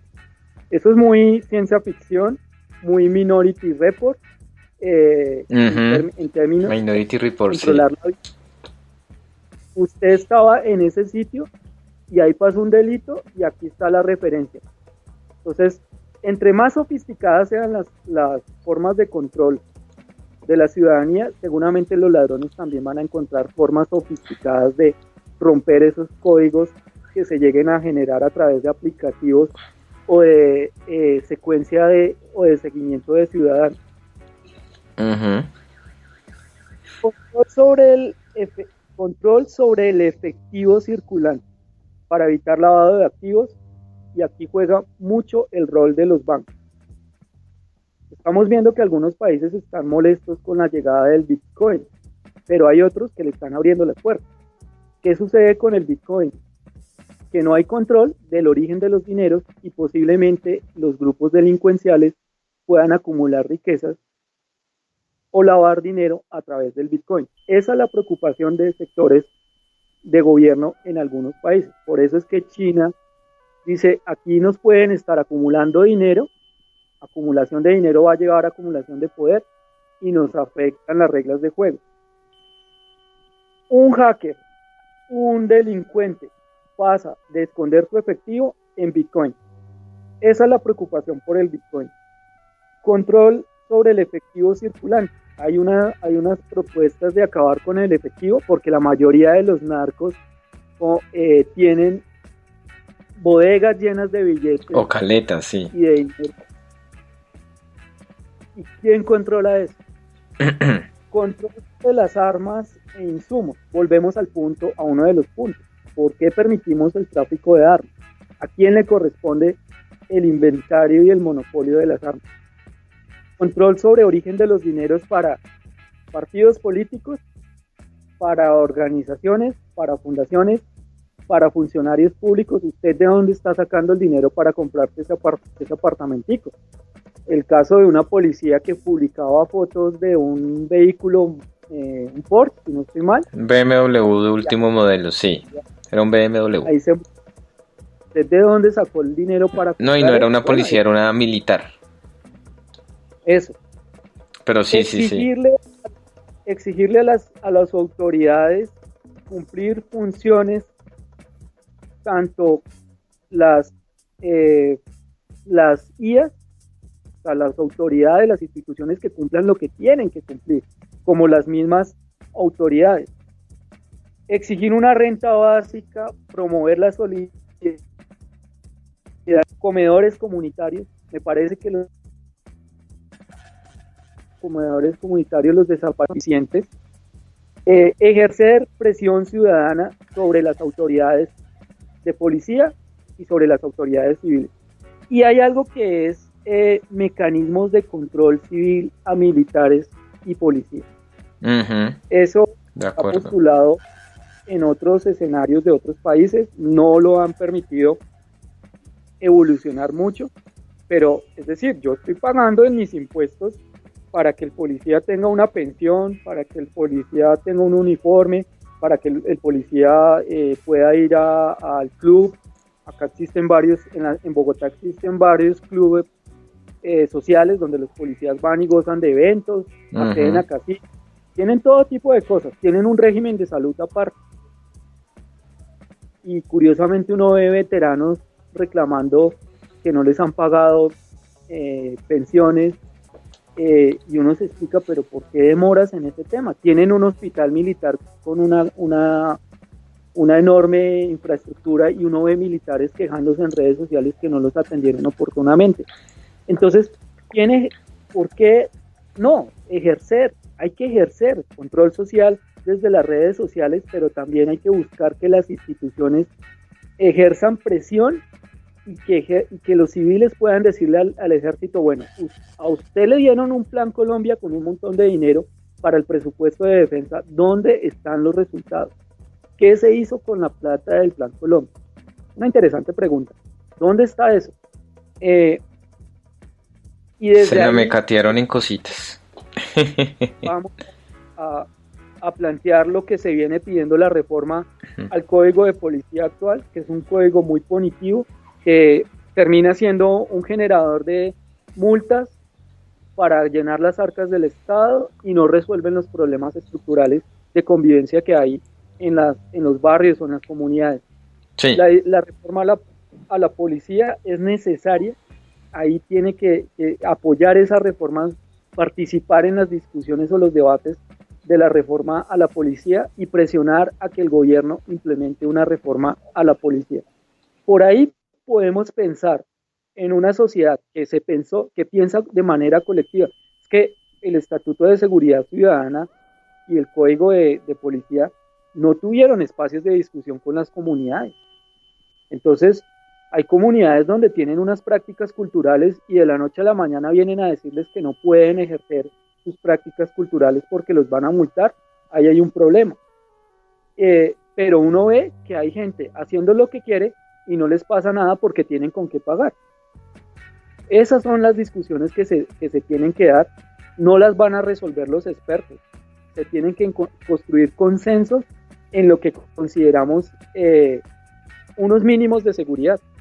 Pero si esos mínimos de seguridad no pasan por el cumplimiento de los roles, que el comandante de la estación de policía esté haciendo lo que le corresponde para evitar procesos de corrupción al interior de la misma institución. ¿Cómo seleccionan a los miembros de la policía o del ejército? Que yo estoy seguro, pienso que ahí hay un tráfico de influencias para recibir personal en el ejército o en la policía. Es decir, pagan por los cupos. Entonces, si hay tráfico para acceder a la formación en la policía, entonces ya ahí tenemos un problema de corrupción en los procesos de selección de los miembros de la policía. Que los miembros de la policía pasen por control de doping, de drogas, de consumo de sustancias. Y también un chequeo psicológico, porque entra como muchos psicópatas a esas instituciones también. Sí, que los funcionarios públicos también pasen por pruebas una prueba donde le digan, miren, este es un escenario donde posiblemente está pasando esto, y el funcionario no reconoce las prácticas de corrupción. Entonces, al interior de las instituciones, si un funcionario no tiene capacidad de reconocer prácticas de corrupción, pues ese funcionario va a ser parte de la cadena de omisiones que hay. Y en los procesos de selección o de evaluación, o llamémoslo de acreditación institucional, así como hacen con las universidades, pues debería buscarse que se revise cómo es que un funcionario público entiende el control de la corrupción, o cómo es que un policía entiende el respeto a los derechos humanos, o cómo es que ese policía llega en términos de estado psicológico o consumo de sustancias de drogas, por ejemplo. ¿Cómo es que se le pone un escenario y dicen, bueno, acá usted reconoce corrupción o no la reconoce? ¿Reconoce omisión del servicio público o no lo reconoce? Y a los docentes se les exige una evaluación por el rector, y si quieren ascender tienen que pasar unos exámenes donde dan cuenta de que sí saben ser docentes. A los policías, ¿por qué no se les está pidiendo anualmente una evaluación de su proceder, así sea el que está cuidando el CAI? ¿Por qué no se les exige anualmente una evaluación de cómo es que están prestando el servicio? a los funcionarios públicos de la Contraloría, de la Procuraduría, del Ministerio de Hacienda, que tienen que ver con temas sensibles, deberían pasar anualmente por procesos evaluativos. Creo que no lo están haciendo. Y eso genera que la gente se tome la vida muy cómoda y que si hay la posibilidad de robar, pues robemos. Eso el pilló buena gente, también a nivel de escala ciudadana. Esa es la cuestión. Ahí quedan muchas preguntas abiertas. No sé si Javier tenga algo que decir. No, pues ya vamos a solucionar la seguridad hoy, pero quedan las cuestiones abiertas ahí. No, pues se habló de todo un poco, la inseguridad, posibles causas, digamos que el país anda mal en todos los sentidos y digamos que este tema de la inseguridad es un síntoma más de lo decadente que está el país, de lo decadente que está el Estado colombiano, lo decadente de quienes nos gobiernan y claro, lo decadente también de la moral de muchos de los colombianos, ¿no? O sea, de cómo ciertas prácticas ilegales o se normalizan, de cómo ya hemos normalizado la corrupción, de cómo hemos normalizado los delitos en ciertos escenarios y de cómo también esto también es una cuestión de poder, ¿no? De cómo la gente que tiene como poder e influencia, por ejemplo este señor Vives que mató a 6 muchachos porque iba borracho y cómo mueve todas sus influencias y todo para no ser llevado ante un juez para ser detenido mientras afronta juicio por homicidio culposo, creo que era lo que le estaban imputando al señor.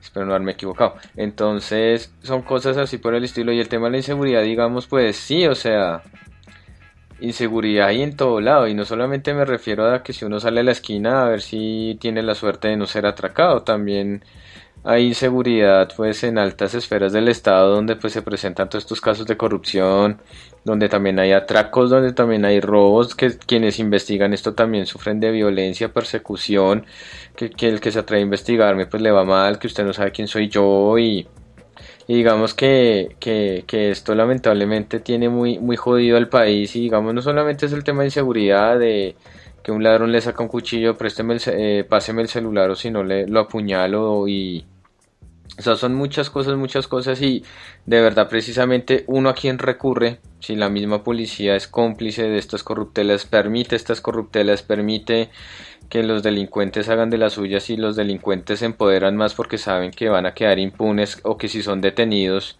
algunos salen bien librados y los sueltan en la calle unas cuantas horas después de pasar por una UPJ o por una URI. En fin, o sea, son cosas que uno lo ponen a pensar de lo mal que está el país, pero tampoco es para llegar a medidas de corte populista, de corte extremista, de que es que hay que llenar de policías, es que hay que crear grupos de seguridad privada para supuestamente defender la cuadra, el barrio, la ciudad y hacer la mal llamada limpieza social y mucha gente legitima esto, ay no, como la policía es incompetente, entonces nosotros nos armamos y nosotros vamos a combatir al que nos parezca delincuente, al que se vista feo, entonces lo detenemos o lo matamos porque tiene apariencia de delincuente, resulta que no era delincuente. O sea, son muchos problemas que de verdad mucha gente cree que con estas medidas se va a solucionar la inseguridad, pero no, que llenando de policías o uno armándose o que hay gente que todavía sigue peleando que deberían permitir el porte legal de armas, que nosotros sí sabemos manejar las armas, que no sé qué, que esa es otra cosa problemática que ha surgido en frente al tema de la inseguridad, ¿no? Que es que deberían dejarnos portar armas, como en Estados Unidos, así como en Estados Unidos, que en cada casa hay alguien que tiene su pistola, su fusil, entonces que nosotros también deberíamos, el que quiera, ¿no? El que pueda y el que tenga mejor, bueno, ahí con pura milonga, pura milonga ahí de justificar esa atrocidad. Entonces yo siempre lo he dicho que más que llenar de policías o meterle más plata a la policía o meterle más plata al ejército, yo creo que es que uno debe propender por hacer políticas públicas para atacar de raíz estos problemas, como por ejemplo erradicar la falta de oportunidades erradicar, qué sé yo, la pobreza, erradicar la desigualdad y más en pandemia que se agudizaron. Si uno logra eso, genial, porque si el Estado no ofrece oportunidades y la persona que está buscando oportunidades, el mismo Estado lo rechaza, pues entonces después no se pregunte que por qué hay delincuencia, después no se pregunte por qué hay ladrones, después no se pregunten que por qué hay extorsionistas, etcétera, etcétera, ya que muchas de estas personas, muchos entraban fue y esto es caldo de cultivo precisamente para la delincuencia, ¿no? Porque pues muchos de ellos que por falta de oportunidades no les queda más que el camino de la delincuencia. Uno lo hacen pues por necesidad, otros sí lo hacen porque sí, yo quiero ser delincuente, pero bueno, eso es otro tema. Que yo quiero ser malo, que quiero plata fácil, bueno, pues eso ya es otro tema, eso es otra cuestión que también es problemático, pero que toca también mirar como todas estas vainas de índole cultural, de por qué normalizamos y por qué pues muchos han eh, tomado el camino de la ilegalidad, sea el delito que pues en el que esté participando. Entonces es muy problemático y lastimosamente esa es otra cosa que quiero decir ya porque se nos alargó mucho el podcast, el tema este de echarle la culpa a terceros, que la culpa es de los venezolanos, la culpa es de la primera línea, la culpa es de la izquierda. Tener cuidado con eso porque simplemente están buscando la creación de un enemigo interno para proyectar todas las frustraciones contra determinados grupos y cometen generalizaciones. Entonces que todos los venezolanos son delincuentes, entonces comienzan el discurso xenofóbico, o todos los de la primera línea son delincuentes, comienzan a atacar a todos los jóvenes que salen a marchar y todo, es que mira, que son los ladrones, que son los que roban, que son los que meten droga, que son los que destruyen, que son los que atacan. Entonces todo eso también es preocupante porque claro, creen buscar en terceros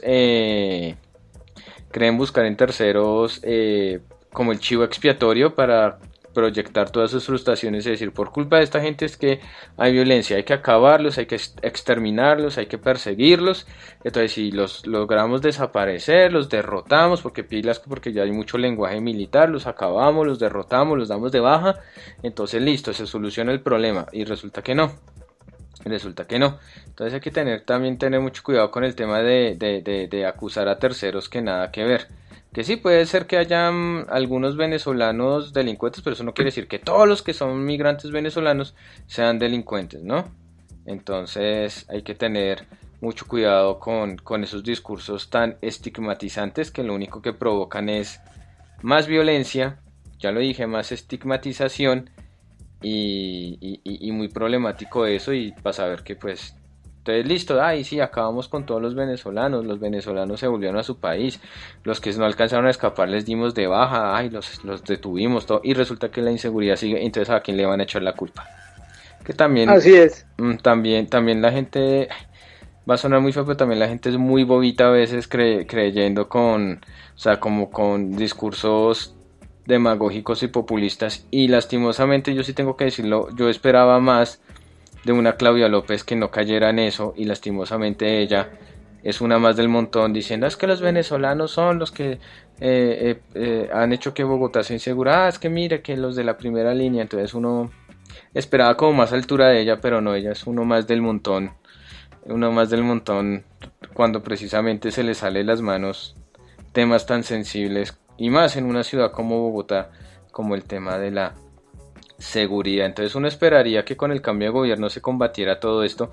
Vamos a ver, pues obviamente no es un problema de vieja data, o sea, no es que ahorita descubrimos la inseguridad, no, sino que con el tema de la pandemia se ha agudizado. Eso es la verdad, es una realidad que ahí está y toca darle soluciones, pero las soluciones no están en rellenar de policía las ciudades o de meterle más presupuesto a seguridad o defensa, o de echarle la culpa a terceros que nada que ver. Entonces sí, son cosas que uno debe replantear, sí, son cosas que uno debe pensar. Y bueno, ya Carlos dio varias soluciones, entonces esperemos que escuchen el podcast a ver.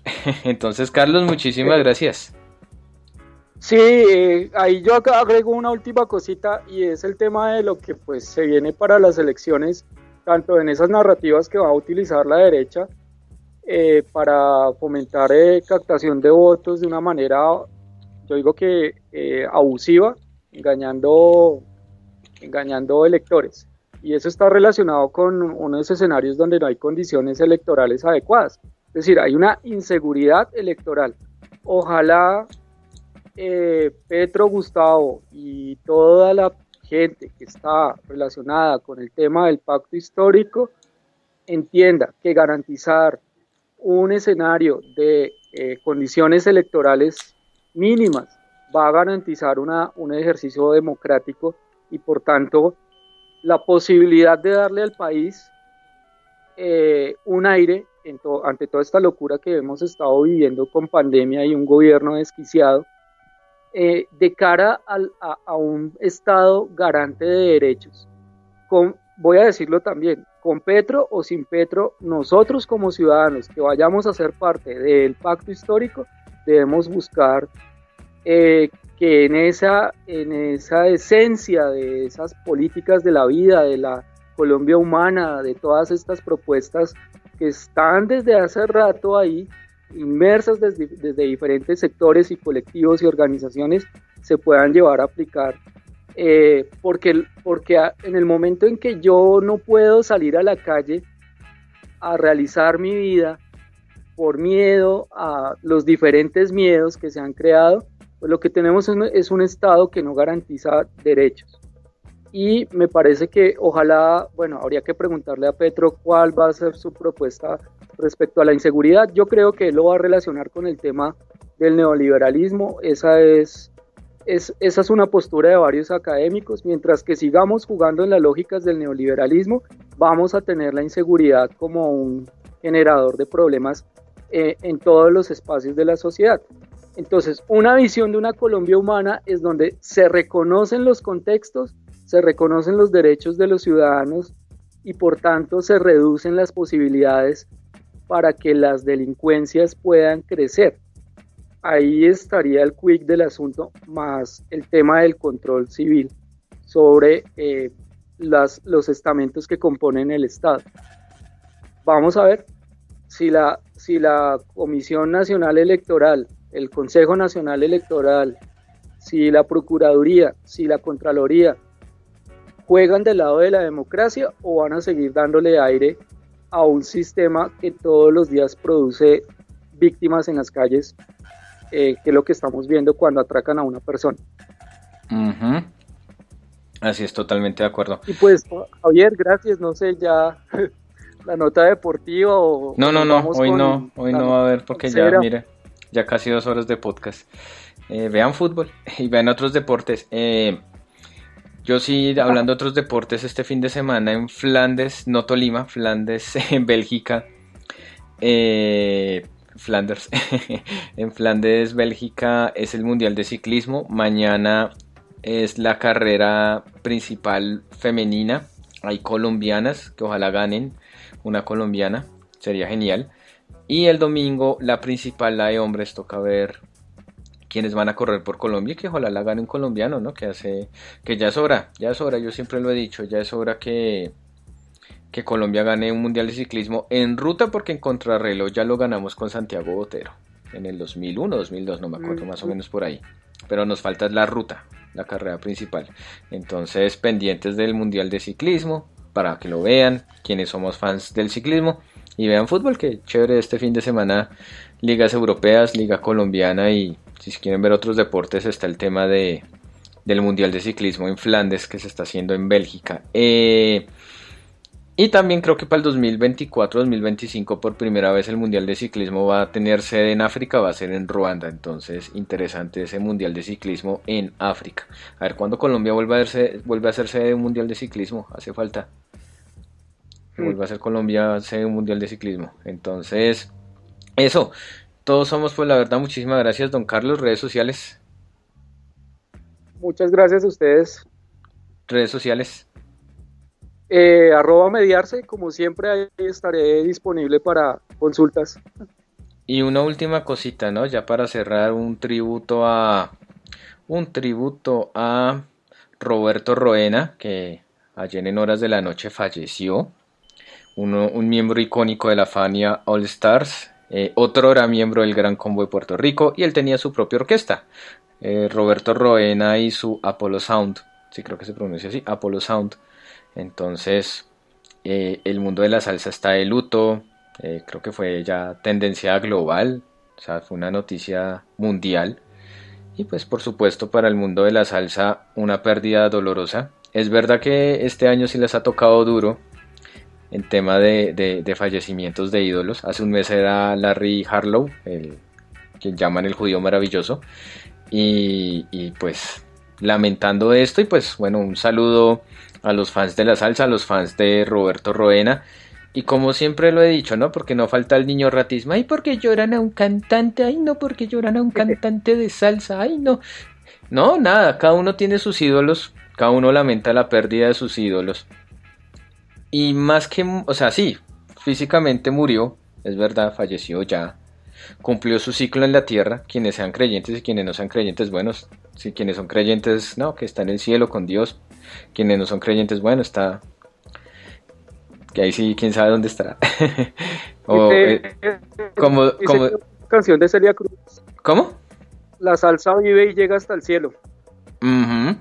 También, o quienes no son creyentes, bueno, pues que vivirán en nuestros corazones, en nuestras mentes, ahí en el lugar donde pues el no creyente considere que está esta persona después de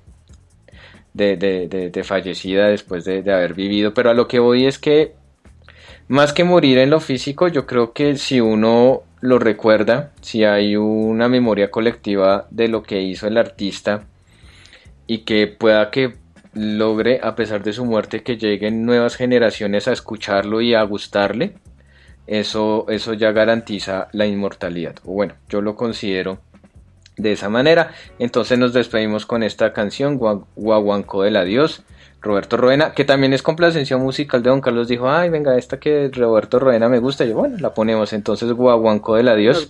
Vamos a bailar. Que usted va a bailar hasta las 15 de la mañana. Exacto. Entonces, un saludo para los fans de la salsa, lamentando mucho pues la pérdida de este ídolo de su género musical, de la salsa. Entonces, chao, chao. Que les vaya bien el lunes. Si no pasa nada, pues con Don Andrés. Entonces... chao, que me les vaya bien, bonito fin de semana. Chao.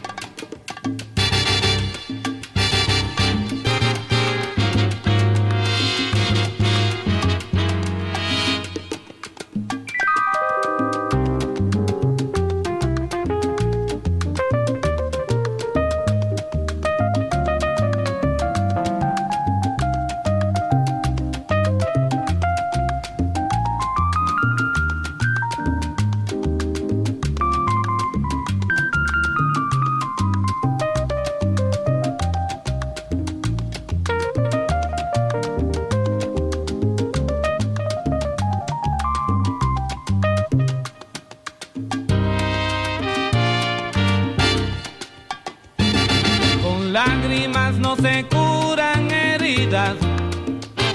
Opino que no se debe de llorar. La mente que no se dé por destruida nació para legislar, para pensar.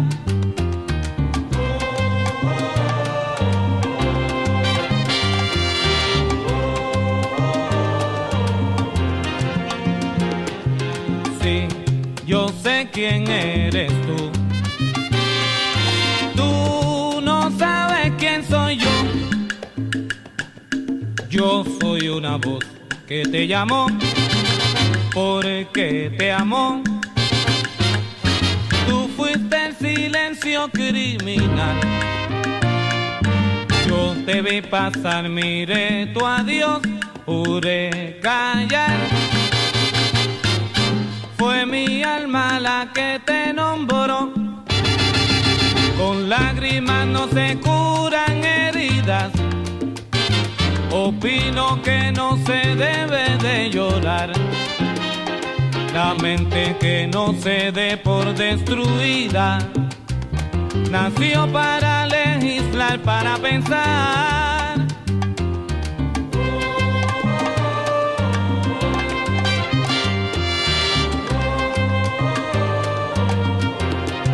Negrita, te digo que yo sé quién eres tú. Tú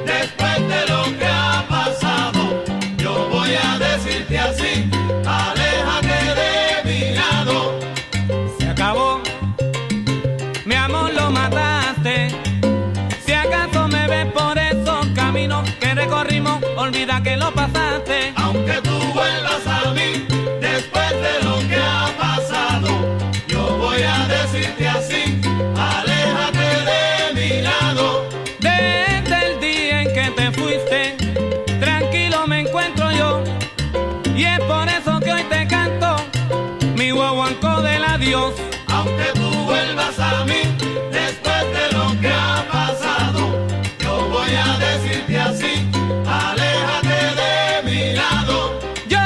Yo soy una voz que siempre te llamó. Si yo sé quién eres tú, tú no sabes quién soy yo. Si quieres oír mi música en tu fiesta, llámame al 722-2126 en Puerto Rico y al 541-7950 al otro lado en Nueva York.